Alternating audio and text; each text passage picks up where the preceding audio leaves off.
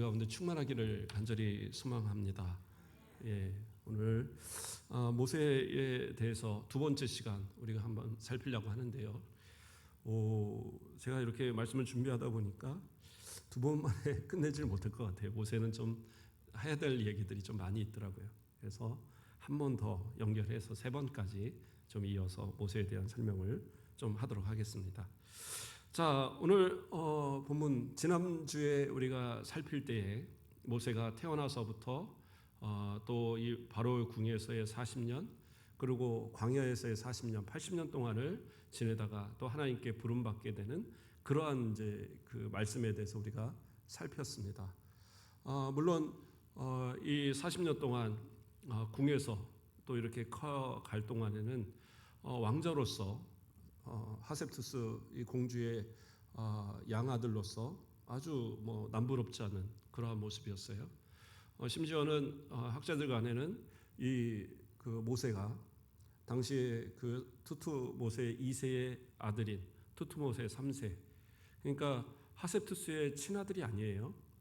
이 친아들이 없어서 하셉투스 2세가 이 다른 그 첩을 통해서 아이를 갖게 된 그러한 아들이 바로 이제 투투모세 3세가 되는 건데, 그러니까 그 정통에 자기가 그 왕으로서의 적통을 이으려면 사실은 이 하셉투스가 더 우선이기 때문에 그 하셉투스의 그 자기 아들이 있다고 한다면 서로 이 왕권을 다툴 수도 있는 충분한 이유가 됩니다. 자, 그렇게 해서 참 위협이 되고 하니까 마침 이제 이 애굽 사람을 죽인 일로 인해서 하셉투스 2세가 죽이려고 하니까 도망을 가죠.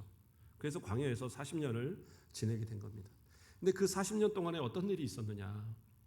역사에 보면 하셉투스라는 이 여인이 단순히 공주로만 있다가 왕비로만 있다가 끝난 게 아니에요.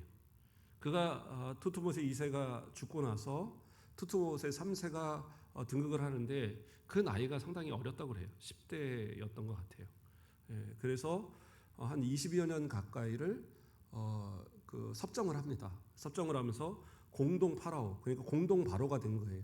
그러니까 애굽은 이집트는 또 신랑과 신부를, 그러니까 둘을 그냥 공동 파라오로 하는 경우도 있었고, 그래서 공동 파라오 제도가 있어요. 한 사람의 왕이 아니라 이 두 사람이 같이 공동 파라오를 하는. 그래서 바로 이 하셉투스가 어떻게 보면 자신을 이어서 아니죠. 자신의 남편을 이어서 왕이 되는 투투모세 3세를 자신이 섭정을 하면서 여왕으로서 지낸 것으로, 그래서 공동 파라오 지낸 것으로 보고, 그리고 한 22여 년 이상을 함께 공동으로 하다가 그가 죽고 이제 나머지 또 20여 년 해서 거의 50몇 년을 이 투투모세 3세가 집권한 걸로 그렇게 나와요. 그래서 이때가 모세 때하고 같이 연결이 된다면, 그러니까 모세가 이 광야에서 40년 동안 있는 동안에 그 모세를 죽이려고 했던 투투모세 2세도 죽고, 그리고 그에게 어떻게 보면 도움이 될 만한 하셉투스도 이미 죽은 거예요. 그리고 지금 그 40년 사이에 투투모세 3세가 이제 단독으로 바로로서 애굽을 다스리는 그러한 왕이 되어 있는 그런 때인 겁니다. 그러니까 모세에게는 어떻게 보면 돌아왔을 때에 두 가지죠. 하나는 여전히 자신을 위협할 것 같은 그러한 어떻게 보면 이스라엘 백성들을 이끌고 반역도 일으킬 수 있는 그러한 이 사람이 모세이기 때문에 상당히 견제했을 가능성이 있죠. 당시에 바로가. 또 하나는 이미 그 죽었던 그 투투모세 2세가 이미 죽었기 때문에 자신에 대한 어떤 위협이, 모세에 대한 위협이 좀 덜했을 수도 있어요. 근데 다만 하셉투스가 살아있을 때 왔다면 좀 더 편하게 이스라엘 백성들을 데리고 가지 않았을까. 그런데 그리고 제가 고민을 해봤어요. 왜 그러면 그렇게 기간들을 지나서 40년이나 시간 뒤에 돌아오게 됐을까. 물론 하셉투스가 살아있다면 도움이 되겠지만, 그러나 인간적인 어떤 그 도움을 얻기 시작하면 오직 하나님의 능력으로, 하나님을 의지해서 출애굽을 시키고 저 가나안으로 이끌어야 되는데 사람을 자꾸 의지하게 될 거 아니에요. 그래서 그러한 것을 어떻게 보면 하나님이 완전히 차단시키기 위해서 그에게 큰 해가 될 사람도 제거하시지만 그에게 완전한 도움이 될 만한 사람도 제거하심을 통해서 그가 온전히 하나님만 섬길 수 있도록 그러한 배경을 다 만들어 놓으신 거죠. 그리고 때가 되어서 모세를 불러내신 겁니다. 그리고 모세를 부르실 때 어떻게 해요? 모세가 양을 치면서 그 미디안 강야에서 저 호렙산 있는 데까지 이제 열심히 갔어요. 가다 보니까 풀을 먹이고 하는데 가시떨기가 있는데 저 멀리서 봐도 금방 꺼져야 되는데 불이 붙어서 꺼지질 않는 거예요. 그러니까 그것은 그냥 불이 아니죠. 예. 그 불의 뒤에서 여호와의 사자가 있고 또 하나님께서 그 여호와의 사자를 통하여 말씀하시죠. 그러면서 그를 어떻게 해요? 이스라엘을 구원할 구원자로서 이끌어내낼 지도자로서 그를 세우고 보내겠다 얘기하십니다. 그러면서 자기에 대해서 누군가도 다 알려주셔요. 왜 모세가 가서 내가 얘기하면 사람들이 그거 믿기는 하겠습니까? 누구라고 말하겠습니까? 그러니까 다 자신에 대해서도 다 설명을 해주셔요. 그리고 가라고 명하는데 이제 이 주저하니까 뭐라고 그랬어요? 그 지팡이로 뱀을 만드는 것을 보여주시고 또 손을 넣어서 뺐을 때 이 나병이 있게 되고 또 넣어서 빼니까 낫는 그러한 것도 보여주시고 또 나일강을 퍼서 땅에 부으면 피로 변할 것이라는 그러한 이적에 대한 것도 알려주셨어요. 그런데도 불구하고 나는 못 가요. 보낼 만한 사람을 보냈어도 저는 입술이 둔하고 이 뻣뻣한 사람이라 말도 잘 못해요. 이 40년 동안을 그 애굽에서 교육을 받은 그가 말을 못한다? 어떻게 보면 이해하기가 쉽지 않아요. 그런데 반면에 40년 동안 양만 보고 살았다. 그러면 좀 이해가 가요. 아무리 똑똑해도요. 40년 정도 지나면 그 말이 어눌해집니다. 그 사용하는 말들을 많이 쓰지 않기 때문에 자기가 쓰던 말들을 잊어버려요. 그래서 외국에서 오래 사시던 분들이 그 안에서 뭐 특별히 한국 사람들하고 자주 만나서 말하지 않은 분들이 몇십 년 만에 한국을 오면 그 말이 그렇게 유창하지 않아요. 왜냐하면 첫째로 우리가 사용하는 단어들이 한 40년 되면 다 바뀌어요.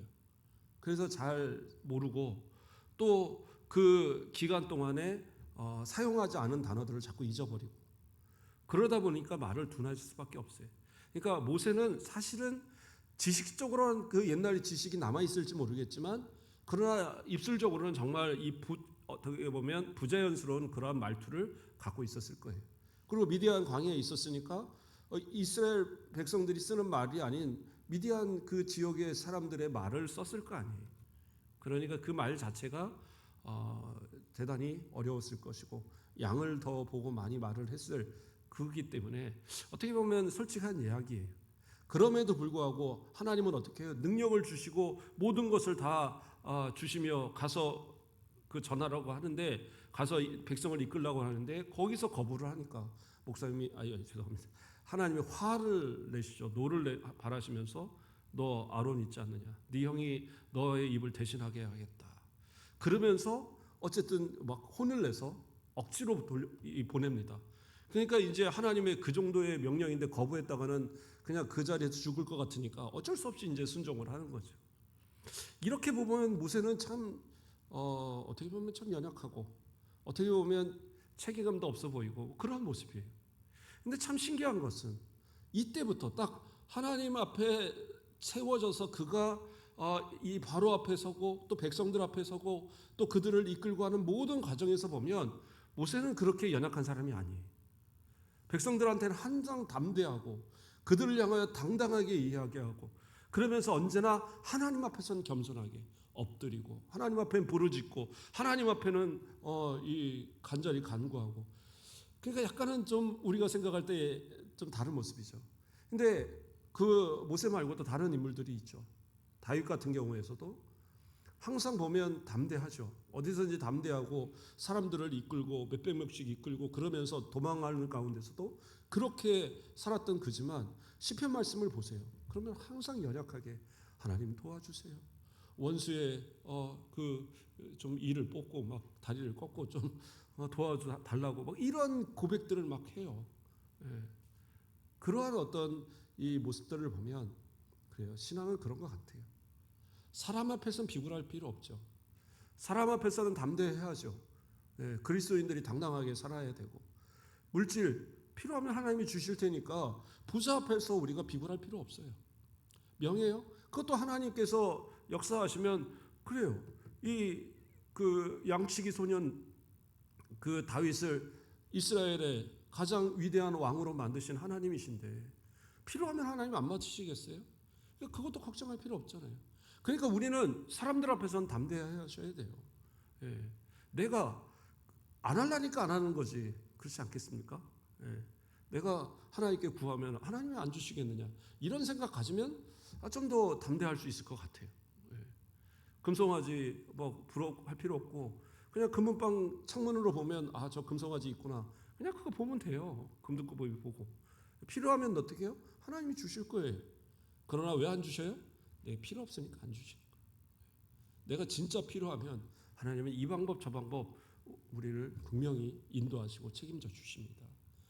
그래서 그 하나님을 의지하고 담대하시면 돼요. 그러나 누구 앞에서? 하나님 앞에서는 어린아이와 같이 부모의 그 마음을 기쁘게 하기 위하여 또 애교도 부리고 그런 어린아이와 같은 그러한 모습으로 때로는 하나님을 즐겁게 때로는 내 기도를 정말 부르짖으면서 간절하게 그게 성도의 자세인 것 같아요. 교만하게 제가 뭔가 할 수 있습니다. 그게 아니죠. 제가 언젠가 얘기 드린 것 같은데 제가 살던 동네에 이마트가 들어오면서 우리 큰애가 한 5살 때입니다. 이마트 가는 걸 너무 좋아하는 거예요. 그래서 자주 놀러 가고 뭐 사는 거 별로 없어 놀러 갔는데 저희 아내가 밖에서 기다리고 있고 먼저 나가서 제가 아이를 데리고 가는데 짐을 들고 가니까 얘가 막 뛰어나가더라고요. 이 안에서 엄마가 보이니까. 그러고 나서 이제 엄마한테 갔는데 밖에서는 아내가 안 보이잖아요. 건물들이.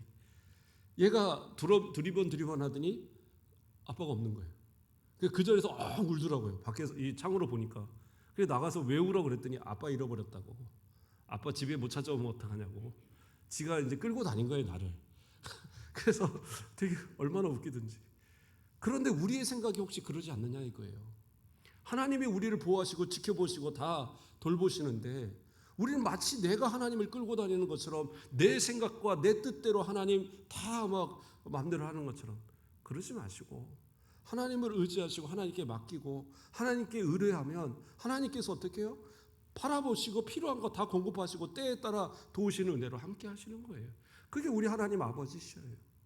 그러니까 하나님 앞에서는 항상 겸손하게 내가 하나님을 끌고 다니는 게 아니라 내가 하나님의 순종하고 끌려다니는 하나님을 의지하는 가운데 그러나 그 주신 힘을 가지고 사람 앞에서는 담대하게 그게 우리들의 모습이 되어야 될 것 같아요.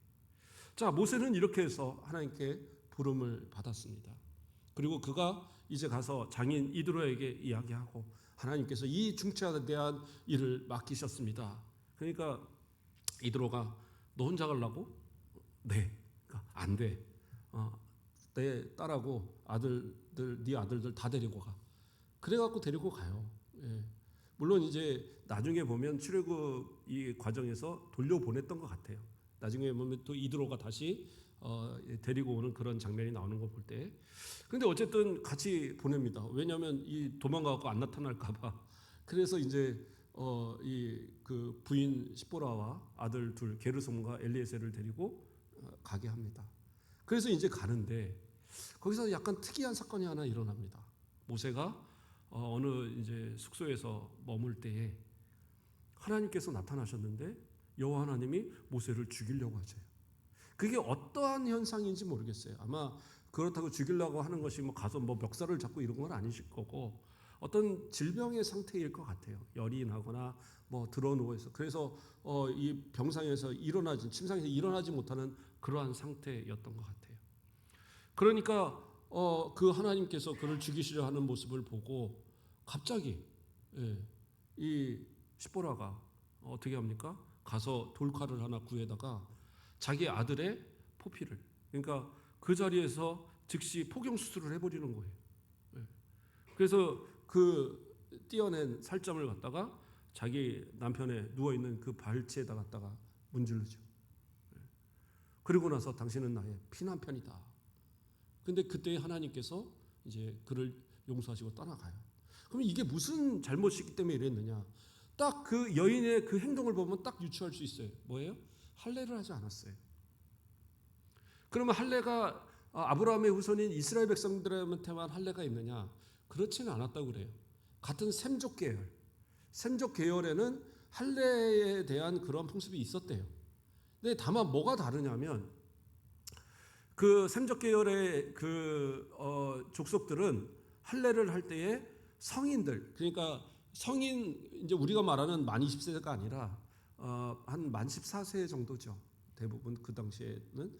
그래서 만 14세가 넘는 아이들한테만 성인식과 더불어서 행했던 게 할례였던 거예요. 그런데 하나님께서는 아브라함을 통해서 뭐라고 얘기했어요? 난지 8일 만에 할례를 하도록 명하셨죠. 그런데 게르솜은 아마 그 당시에 이미 나이가 많았기 때문에 할례를 했을 거예요. 예. 물론 그것은 그 당시의 풍습이라기보다는 모세가 배운 하나님 앞에 그 하나님의 말씀을 배운 그 말씀을 따라서 분명히 할례를 시행했겠죠. 그러나 엘리에셀은 어떻습니까? 이제 어린 나이였을 것 같아요. 아직은. 그래서 이 할례를 하려고 그럴 때 아마 이 시보라가 나는 반대요. 그랬을 것 같아요. 그래서 어린 아이한테 그럴 수는 없다 하고 반대하니까 모세도 어쩔 수 없이 아마 그것을 묵인하고 그리고 이제 온 거예요. 그러다 보니까 이 모세가 그 할례를 하나님과의 언약의 백성이잖아요. 그 할례를 함으로써 하나님의 언약의 증표고 할례야 하지 않으면 백성 중에 끊어지게 하는 것이 그것이 하나님의 율법이고 언약이거든요. 그러니까 만약에 이것을 어긴다 그러면 아무리 지도자라도 필요 없다라는 거예요. 하나님께서 할례 하나도 행하지 않는 그 지도자를 뭐에다 써먹느냐. 그래서 하나님이 죽이려고 하신 거예요. 그러니까 거기서 바로 그냥 이 여인이 시보라가 생각이 난 거죠. 우리 아들 할례를 안 했구나. 하나님 그래서 진노하시는구나. 그러니까 돌칼을 갖다 떼어서 그걸 갖다 남편 발치에다 갖다 문지르면서 하나님 보세요. 할례했어요. 그런 거죠. 그래서 그러한 것을 통해서도 우리가 좀 생각해 볼 것은 특히 목사님도 마찬가지고 교회 안에 직분자들도 다 마찬가지입니다. 우리 권사님들 또 장로님들 우리 안수집사님들 그냥 세워진 거 아니에요. 하나님께서 우리를 세우시기 위해서 정말 수없이 우리의 삶을 훈련시키시고 마치 때로는 정말 존귀한 자리에서 때로는 천한 자리에서 모세를 그 80년 동안 교육시키셨던 것처럼 우리를 다 교육시키시는 거예요. 그래서 때로는 어떤 분들은 직분자가 왜 나는 직분자를 안 뽑아줄까? 나는 더 교회도 오래 다녔는데 왜 직분자를 안 뽑아주지? 훈련이 덜 돼서 그래요. 아니 나는 저 사람보다 더 열심히 하는데 왜 안 돼요? 난 저 사람보다 더 헌금도 많이 하는데 왜 안 돼요? 나는 더 예배도 더 참석하는데 왜 안 돼요? 하나님 보시기에 달아보시는 거예요. 그리고 어쩌면 그렇게 해서 더 푹 잘 익혀서 그렇게 해서 세워놓으면 더 잘할 수도 있잖아요. 또 때로는 그 직분이 그에게 맞지 않아서 그럴 수도 있어요. 그렇잖아요. 가룟 유다는 그가 사도가 아니었다면 그렇잖아요. 어떻게 성경에 그 비참한 이 사도였다가 그 모든 그 영광 다 잃어버리고 지옥 가는 그 비참함을 성경에 기록하겠어요. 오직하면 예수님께서 차라리 나지 않았으면 너는 좋았을 거다라고까지 말씀하시는 것이 가룟 유다의 모습이잖아요. 그러니까 그는 사도감이 아니었던 거예요. 그럼에도 세워졌을 때 그는 교만하고 그는 돈을 좋아하고 어떻게 보면 이 많은 따랐던 제자들이 헌금하고 했던 이런 것들을 딴주머니 차고 그래서 그는 도적이다라고 성경은 얘기하잖아요. 그랬던 모습처럼 결국에는 하나님께 책망을 받고 예수님께 책망을 받고 그 비참한 말로를 가는 그 인생. 그래서 그는 차라리 그가 사도가 되지 않았던 것이 더 복이 아니었을까. 근데 사도가 됨으로써 오히려 그의 삶은 별로였잖아요. 그렇게 따지면 그래요. 나에게 어느 것이 더 복되느냐? 하나님께서 지금의 직분이 더 복되니까 그걸 주신 거라는 거지. 근데 그것을 감당하지 못하면 그것을 제대로 감당하지 못하면 하나님 앞에서 뭐라고 그러겠어요? 달란트 받았을 때 많은 달란트 받았던 사람 충성을 다해서 하나님께서 또 칭찬하셨지만 한 달란트 받았는데도 그것도 제대로 못하면 하나님께서 책망하시는 거잖아요. 그러므로 내 직분의 크고 적고를 생각하기 전에 내가 하나님 앞에 진짜 이것을 감당할 만한 믿음의 모습이 있느냐, 충성의 모습이 있느냐, 그거 바라보셔야 돼요. 모세는 그것을 하지 않았을 때 그 작은 것이라 우리는 생각할 때 저 이스라엘 백성을 이끌고 그 광야를 이끌어서 저 가나안으로 인도하는 그 큰 일을 하는데 아이고 그 할례 조그만 거 안 했다고. 그러나 하나님은 그렇게 아니에요. 그 작은 것 하나가 그걸 무너지면 모든 게 무너지고 기초라는 게 그거죠. 밑에 하나 무너뜨리면 위에는 다 무너져 버립니다. 하나님 앞에 좀 우리가 그런 신앙의 모습을 갖자고요. 그래서 지금 나의 모습이 하나님 앞에 부끄럽지 않도록 나에게 주어진 직분이 결코 하나님 앞에서 책망받을 그러한 이유가 되지 않도록 우리는 또 게으르지 말아야 돼요. 세상의 거 아무리 좋아봐야 아무리 쌓아봐야 천국에 쌓을 거 별로 없어요. 그러나 주님 앞에 충성하면 천국에서 면류관도 주시고 상급도 주시고 그거 다 누리게 된단 말이에요.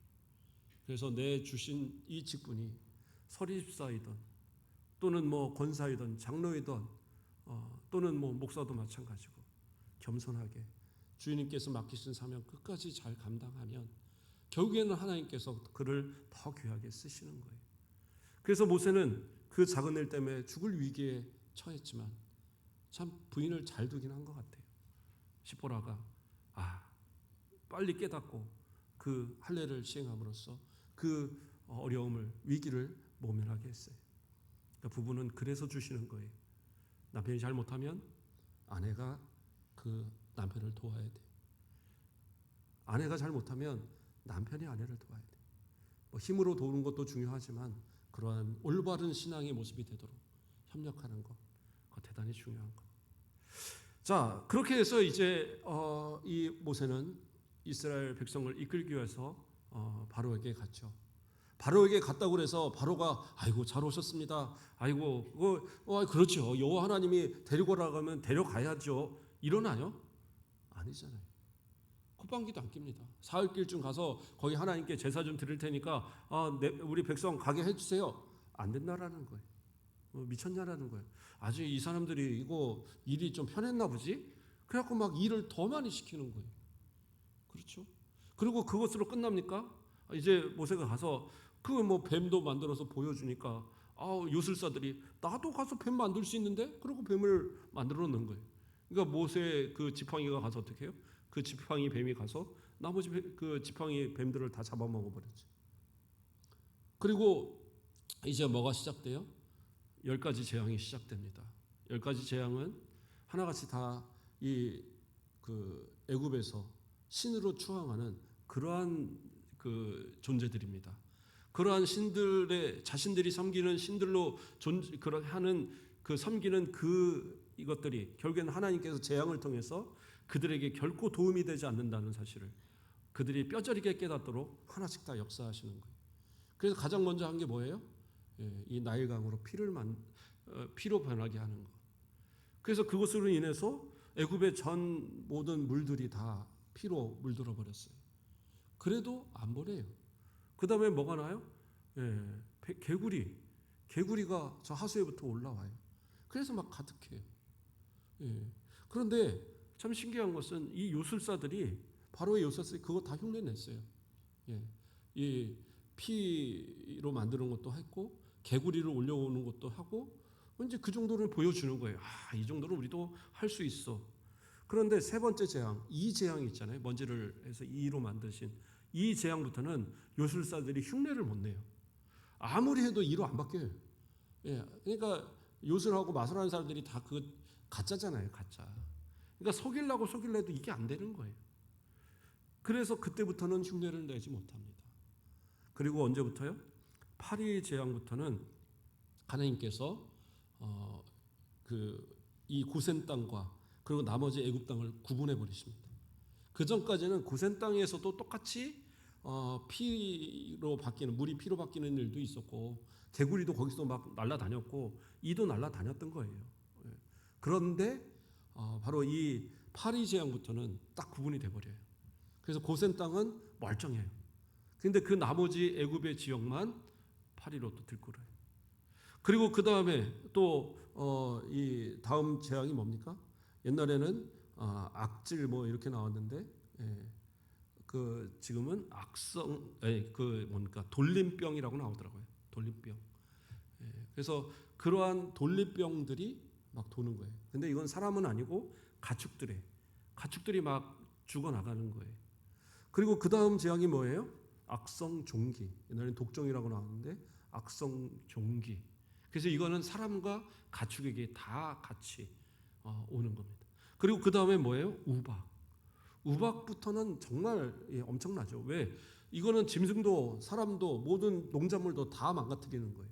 그래서 이제 겨우 그래도 뭐 농작물이 좀 남았다. 근데 그 다음에 뭐가 나와요? 메뚜기가 또 완전히 휩쓸어 버리죠. 그리고 나서 아홉 번째 재앙이 뭐예요? 흑암의 재앙. 고산 땅은 하늘이 다 맑고 이 태양도 보이고 다 그러는데 나머지 애굽 땅에는 3일 동안 뭐예요? 이 태양이 빛을 내지 못해요. 그 정도가 아니라 아주 흑암으로, 껌껌한 흑암으로 해서 살 수 없을 정도로, 다닐 수 없을 정도로 그렇게 흑암이 가득합니다. 그리고 마지막 재앙이 뭐예요? 장자의 죽음. 그래서 이때 이제 물론 그 중간에서도 뭔가 타협을 하려는 이 바로의 모습은 있었지만 이 열 번째 재앙, 이 재앙 앞에는 바로가 손을 들어버리죠. 그게 뭐였어요? 최초의 유월절. 그렇죠? 물론 이제 유월절을 지킨 그 다음에부터지만 그때 1월 그 14일에 뭐를 합니까? 양을 잡아서 그 수요대로, 수요가 너무 적으면 뭐 옆집과 같이 해서 그 다음에 어린 양을 잡아서 그 피를 어떻게 해요? 임방과 술주에다가 그걸 발라요. 그리고 이 바르고 나서는 그 집에서 그 밤에 나가면 안 돼요. 이것을 지켰을 때 이 이스라엘 백성들에게는 죽음의 사자가 그들을 해하지 않았어요. 근데 반면에 어떻게 해요? 이 애굽의 땅들에 있는 사람들은 가축이나 사람이나 이 바로에까지도 그 장자는 다 죽음을 당했어요. 그러니까 이것이 엄청난 아마 곡소리가 났을 거예요. 그러니까 다 포기하고 니네 빨리 가. 니네 뭐 필요해? 다 가지고 가. 그러니까 이거는 뭐 애국 사람들한테 내놔 그러면 막 금은보화 줘가면서 니네 빨리 나가. 아주 징글징글해 하고 내로 보내죠. 자, 여기까지가 이제 애굽을 나오는 과정인데 이걸로 끝나지 않았어요. 하나님은 어디로 이끄세요? 모세를 통해서 홍해 앞으로 이끌어요. 그래서 이거는 홍해 앞으로 가는데 거기서 이 홍해를 건너지 않으려면 또 이렇게 빙그르르 돌아서 가야 되는 상황이에요. 그런데 그 길이 대단히 험했던 것 같아요. 그러니까 약간 그 어떻게 보면 이 그 모아진 그 자리에 아주 이 한꺼번에 몰살시키기 딱 좋은 자리에 지금 들어가 있는 거예요. 그러니까 그거를 이제 바로가 들었어요. 우리가 저놈들을 그냥 보내서는 안 된다. 그래서 군대를 동원을 하는데 아주 그 선발된 아주 선별한 이 병거를 600승을 준비하고 그 외에도 모든 병거들을 다 뒤따라서 준비해 갖고 정말 완전 군사를 이끌고 그들을 토벌하게 갑니다. 그러니까 그들이 이스라엘 백성들이 하나님을 원망하죠. 모세를 원망합니다. 우리가 죽을 자리가 없어서 여기 와서 죽게 만들려고 하느냐. 그때의 모세가 이야기해요. 담대하게. 누가요? 하나님이 싸우실 거다. 너희는 잠잠히 지켜봐라. 그러면서 그들에게 기다리라고 해요. 그리고 어떻게 해요? 하나님 앞에 또 부르짖어요. 하나님 어떻게 합니까? 그러니까 너는 왜 나한테 부르짖냐? 네가 담대하게 가서 손 내밀어. 그러면 홍해가 갈라질 거야. 엄청나죠. 하나님께서는 어떻게 해요? 또 이 구름 기둥을 그들을 앞서서 있던 구름 기둥을 뒤로 보내서 딱 이 애굽 군사들을 딱 막아요. 그리고 그 뒤에 흑암으로 쫙 펴놔서 이들이 어둡고 구름으로 가득 차니까 뭐 횃불을 들어 보이지 않는 거예요. 그러니까 그 상황에서 오갈 수 없는 딱 그런 상황 만들어 놓고 밤새도록 동풍을 불어서 어떻게 해요? 그 물이 사이가 마른 땅이 되어서 그 사이를 건너가는 거예요. 그 물이 좌우의 벽을 이루어요. 그러니까 어떤 분은 그러더라고요. 아니 물이 흘러내려오면 이 한쪽은 흘러가니까 한쪽만 벽이 돼야지, 그렇죠? 건너가면 왼쪽만 벽이 돼야지 왜 오른쪽도 벽이 됩니까? 예. 만약에 오른쪽이 벽이 아니면 저 밑에 물고기들은 다 죽어요. 그러니까 그 물을 적당하게 그 양쪽을 바란스를 맞춰서 하나님 두신 거죠. 그러니까 하나님의 이적이지. 예. 자, 그렇게 해서 이 이스라엘 백성들은 건너가고, 그리고 나머지 애굽 병사들은 뒤따르다가 어떻게 해요? 하나님께서 그 물에 완전히 수장을 시켜버리시죠. 그럼으로써 출애굽 이 홍해를 건너므로써 완전히 애굽과는 단절된 그 상황이 벌어집니다. 다른 내용들은 조금 이제 자세한 거는 다음 주에 좀 살피겠는데요. 이후에 어쨌든 모세는 그러한 이 모습을 보여줌으로 인해서 이 출애굽기 14장 31절 말씀을 보면 이스라엘이, 그러니까 이스라엘 백성들 얘기하는 거죠. 이스라엘이 여호와께서 애굽 사람에게 행하신 그 큰 능력을 보았으므로 백성이 여호와를 경외하며 여호와와 그의 종 모세를 믿었더라. 이게 무슨 말이에요? 이제까지는 안 믿었다는 얘기. 에이, 뭐 그냥 그러려니까 그런가 보지. 아유 뭐 저희 이 사람들 우리를 못 살게 구니까 아유 그냥 이거 좀 벗어나야지, 그러고 쫓아왔는지 몰라요. 그러나 10가지 재앙뿐만 아니라 이 홍해를 가르시고 그걸 지나가게 하고 그리고 그 뒤따라오는 사람들을 몰살시키는 그것을 보고 나서 그때에서야 이 백성들이 하나님이 진짜 하나님이고 이 하나님이 보내신 모세가 진짜 하나님이 보내신 지도자구나, 그때야 그걸 믿었단 말이에요. 이 얼마나 무지합니까? 근데 이게 바로 뒤에 또 이어지는 이야기들이에요. 자, 이 홍해로부터 이 시내산까지의 거리는 한 230km 정도 된답니다. 그리고 또 시내산에서 가데스 바네아, 처음에 이제 가나안으로 들어가려고 했던 그때까지는 한 240km 된대요. 그런데 이 신명기에 보면 1장에 보면 모세가 뭐라고 얘기를 하냐면 이 시내산에서 가데스 바네아까지 10하루길이라고 그래요. 10하루길. 그러면 이 홍해에 있는 데서 시내산까지 그리고 가데스 바네아까지 다 합쳐도 21일이면 간다는 얘기예요. 근데 얼마나 걸리는 줄 아세요? 홍해로부터, 그러니까 출애굽을 하고 나서부터 이 시내산에 도착하는 때까지 학자마다 조금 다른 이야기를 하는데 3개월이라 주장하는 사람도 있고 2개월이라 주장하는 사람도 있어요. 근데 2개월이 맞는 것 같아요. 왜냐하면 다른 구절에서 보면 그게 나와요. 무슨 얘기냐면 신명기 1장 2절 말씀을 보면 호렙산에서 세일산을 지나 가데스 바네아까지 10하루길이더라. 10하루길이라고 나오죠. 그리고 출애굽기 19장 1절에서 이스라엘 자손이 애굽 땅을 떠난 지 3개월이 되던 날에 그들이 시내산 광야에 이르니라. 그러니까 한 열흘이면 갈 거리를 3개월이 걸렸다고 나와요. 근데 이게 원문에서는 3개월이라기보다는 세 번째 달로 보는 게 맞다고 그러더라고요. 그러면 첫째 달에서 세 번째 달이니까 2달 된 거죠. 2달. 자, 왜 그러냐면 또 그 다음에 이야기를 보면 나와요. 자, 그 신명기 2장 14절을 보면 가데스 바네아에서 떠나 세레 시나를 건너기까지 38년 동안이라. 이때에는 그 시대의 모든 군인들이 여호와께서 그들에게 맹세하신 대로 진영 중에서 다 멸망하였나니, 그러면서 38년이라는 얘기가 나오죠. 38년이라는 것은 무슨 얘기냐면 이 가데스 바네아까지 올 때까지 2년이 걸렸다는 얘기예요. 2년이 걸렸다는 얘기입니다. 그러면 그 앞서서 이 시내산에서는 얼마를 머물렀냐면 11개월하고 5일을 머무릅니다. 그러니까 11개월을 하고 5일을 머무르고, 그리고 이제 이 뒤에 이 한 1년 가량의 이 시간, 그리고 이제 앞서를 계산하면 좀 오버가 돼요. 그래서 3개월보다는 2개월이 맞는 것 같아요.